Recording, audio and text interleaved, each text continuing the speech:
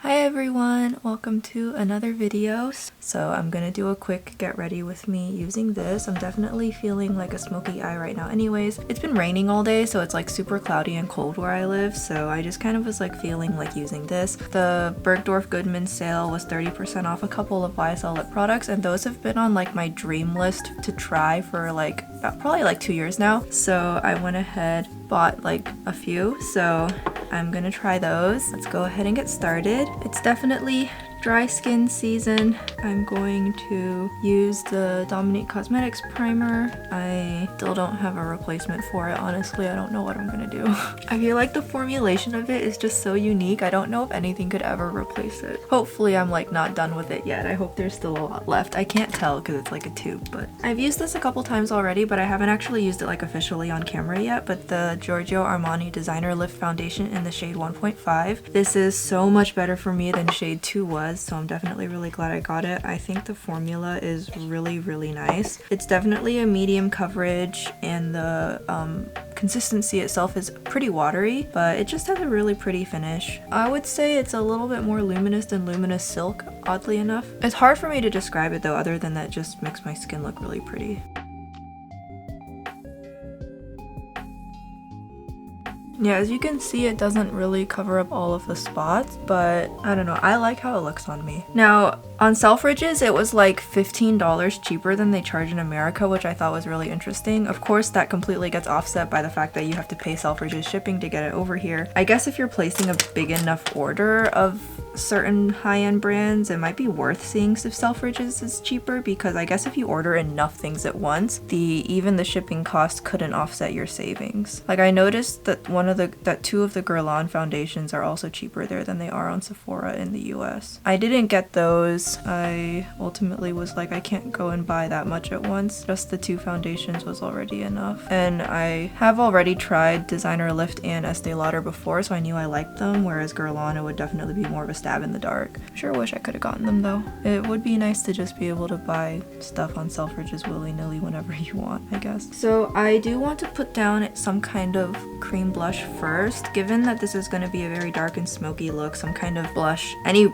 blush really is going to go with it as long as it's not excessively warm. So I'm going to just go ahead and lay down a cream blush now, and then I'll put down like a powder one later if I think I need more. And I think it might be actually really interesting to see what happens when I have a really cool tone look with a really cool tone blush. I'm gonna try using this shade here from SHISEIDO. It is called Chiyoko 02, and this is what the bottom looks like. When you take out the stopper, which you want to keep obviously, you'll see that the inside is this really unique whipped putty formula. It's a shame they discontinued it because I really like it. When I heard that they were discontinuing it, I did go and buy as many shades as I could pick up. The only shade at this point I'm missing is this goldy peachy one, which I'm like really sad I don't have it, but at the same time there's no way for me to get it anymore. I'm gonna try this. It is quite pigmented, so I am just gonna brush it on both cheeks just so I don't put on too much. This blends out so fast and so easily.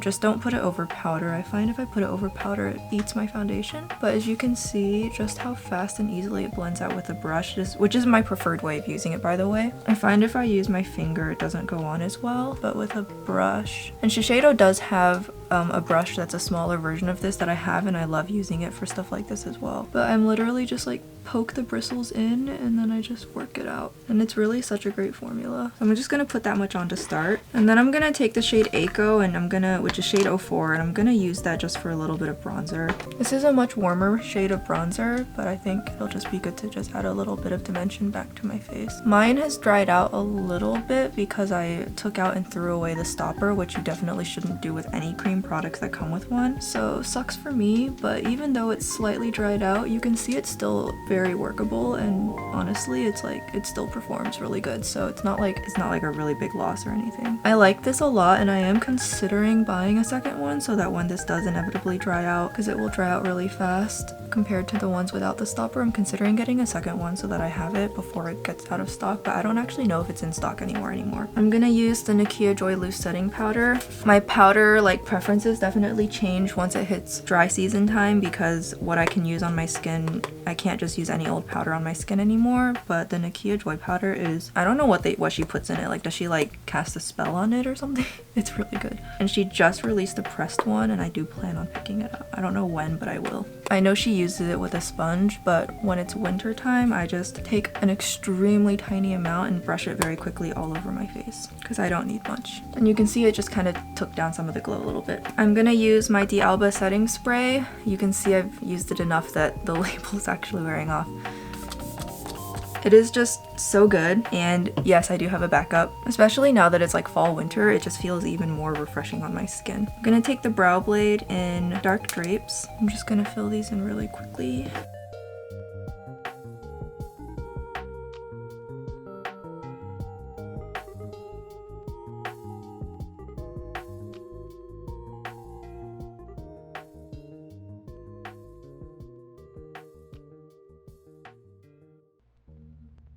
Eyebrows done as usual. I'm not trying to make them super perfect because like you can hardly see them anyways. It's just enough that they're like done-ish. So I'm gonna go ahead and move on to this eyeshadow. Now I'm not using eye primer today because I'm lazy.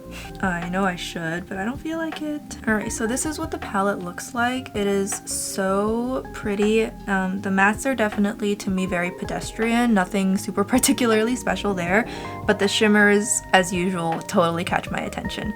So I'm gonna go in with the gray matte, which is the top one right up here. I'm gonna go in with that one. Now, I haven't used enough of her small or large palettes to really differentiate between the formulas in either, but I definitely do hear a lot of people saying that her smaller palettes do not have as good a formula as her larger ones. While I cannot verify if that's true or not, I also don't necessarily think it's too far-fetched. I also know that they are made in different places. I've only ever used new nudes, which is why I can't really compare. That being said, I find this gray to be very workable and easy to use. It has a very slight drop of brown added in that warms it up just enough that you don't look like a corpse putting it on, so.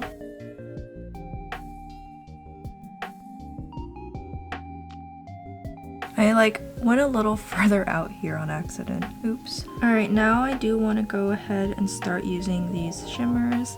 It's so hard to decide. They are all so pretty, but I really want to try this marbled one first. I might just end up piling them all over my eyes because why not? We're gonna try this one first. It has a very, very dark tone to it. I think it'll be really fun. Yeah, that adds this really nice element of darkness. It's fitting that I have gray contacts on today. I don't really plan my contacts around my looks. I actually do have like the worst vision known to humanity, so I do actually have to wear these so that I can see. But the gray and gray are gonna match pretty well today. That is really pretty. And now I'm gonna take this really dark brown here and I'm gonna use this to add that depth to my outer corner, which is otherwise right now pretty light compared to all those shimmers I just loaded on. The black would be a good option too, I just don't feel like using black right now.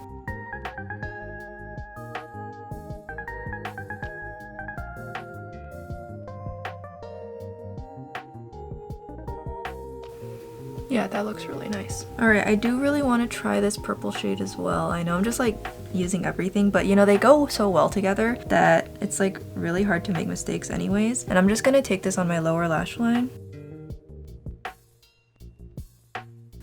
This is a really pretty shade, but I'm using the wrong brush, so I'm gonna try and use a different brush. I still haven't washed my brushes. Oops.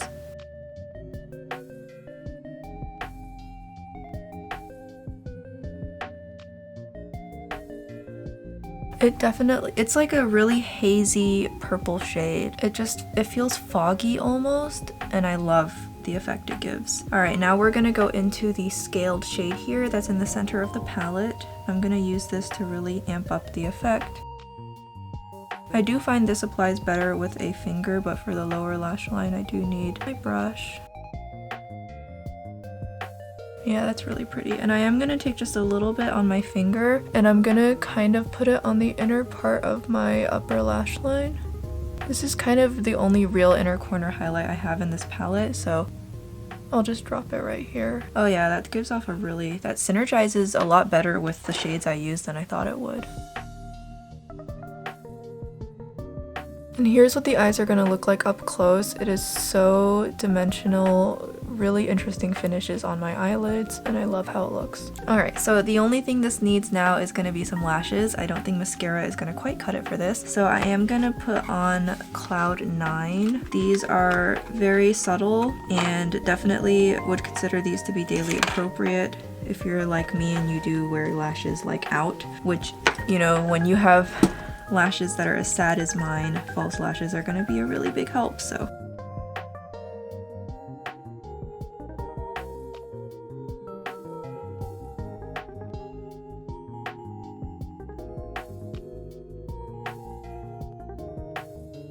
okay, lashes are on. I kind of messed up the right side, but when my eyes are open you can't tell, so we'll just leave it at that and just pretend nothing's wrong, even though everything is wrong. So I'm gonna take Killer Espresso from the Too Faced Killer Liner and run that through my waterline. Now, I don't really actually think these are that great. Now that I have them, I'll use them. So it's like, because I have it, I'll just use it. But I don't actually personally recommend these. The Espresso shade is almost like a blackened brown, so it almost looks like I have a black eyeliner in my waterline, but I do not. It is just brown, a dark brown anyways. I think it looks pretty nice. So now you can see that like my blush and bronzer in comparison are a lot less visible now, so we're gonna go ahead and fix that. I'm gonna go in with Plum Pop from Clinique over my blush I laid down earlier. It's like, it's a very, very cold pink. It almost has a hint of purple in it, so, and I love the cheek pop formula. I've tried at this point so many blushes, and I have a lot of blushes, but I think Cheek Pop is one of the most just reliable. That totally amped up the look a lot. I almost too much, almost, but that's okay. So I'll just kind of buff it out a little bit more, and I think it'll look really nice for me to use the MAC Mineralized Skin Finish. This is the shade Cheeky Bronze. I don't know if this is meant to be a highlighter or what, but on me it's a really pretty bronzer, so. And it's not actually as glittery or glowy as it looks in the pan, so it has a very pleasant finish on the skin. Just a little bit of warmth. And then I think highlight is in order. Oh, I know what I can use. Jeez, I'm an idiot. I have this Super Shock highlighter in the shade Candy Floss. I've probably mentioned it like a billion times by now, but I'm so salty I don't have all of them. I literally only have like this one and the Coral one and then the Y2K ones, but I missed out on all the other ones, and then they just like literally got taken off the website. Like they're gone now. But this is so pretty, and if they ever bring these back, like if they ever bring back those old shades so that you can buy them again, I am most certainly going to buy them so I can have them all in my collection, because the fact that I don't, it's just the biggest sore point for me. This has a very slight pink tinge to it, so I think it'll go perfect. Yeah, there we go. Really pretty. I do really want to try those Fenty Diamond Bombs. Expensive, but I kind of want to try. I'm gonna use the Clio So Sharp So Simple in black. I must have lost my Perversion pencil liner somewhere. I don't have that anymore. And I'm just gonna draw some wings.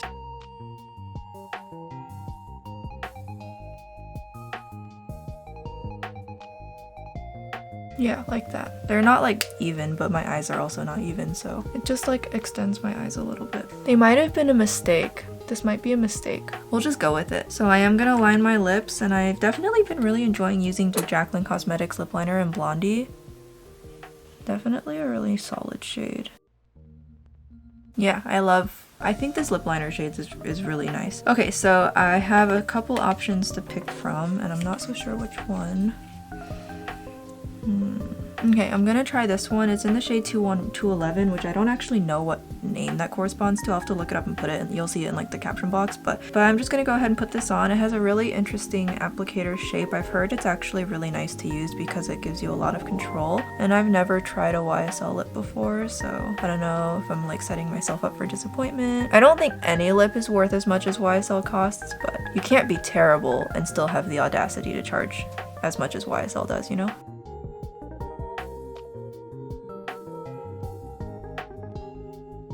Okay, I think this is a little bit too warm for this look, but I still can get away with it. It's pretty red, so I think I can still get away with it to some degree. The tip is actually pretty nice. It's a learning curve, so this definitely feels much creamier and not matte or anything. Like, it feels like it'll definitely transfer and whatnot. In fact, like, I could probably take off a bunch right now if I just like blot out my lips, but I don't think any lipstick is ever worth as much as YSL charges, or like any other luxury brand that charges like anything more than like $24 to $25 for a lipstick, you start running into, is any lipstick worth that much? And YSL's definitely on like the higher end of things, although I know other brands are like coming for that title. Like I know like Sisley charges like what, $56 for a lipstick, which I think is utterly ridiculous. But the color is really nice and the formula feels nice and it laid down really nice, and the tip is very easy to use once I can see it becoming easier to use once I get used to it. So I don't necessarily have anything to complain about, and I don't feel like I wasted my money, so let's just leave it at that. I think everything is really nice. The Jaguar palette is definitely really pretty, and I can see now why so many people were like, oh, this is definitely my favorite of the three, because it is super unique and the shimmers definitely are very different. I love these kinds of smoky looks with these kinds of dark shimmers. It's really pretty. So I thoroughly enjoyed and had a ton of fun using this palette. I think the eyeliner wings might have ruined this look a little bit, and I definitely messed up the lashes, so these are gonna come right off. But other than that, I had a lot of fun just playing around with everything. My skin makeup is amazing. My skin just looks amazing. Like I promise you guys, I have pores. It's just that with this kind of foundation and powder on, you can't see them, but I promise they're there. So yeah, I hope you guys enjoyed this look. I'll be back very soon with more videos. Got lots to film. So yeah, I'll see you guys later. Bye!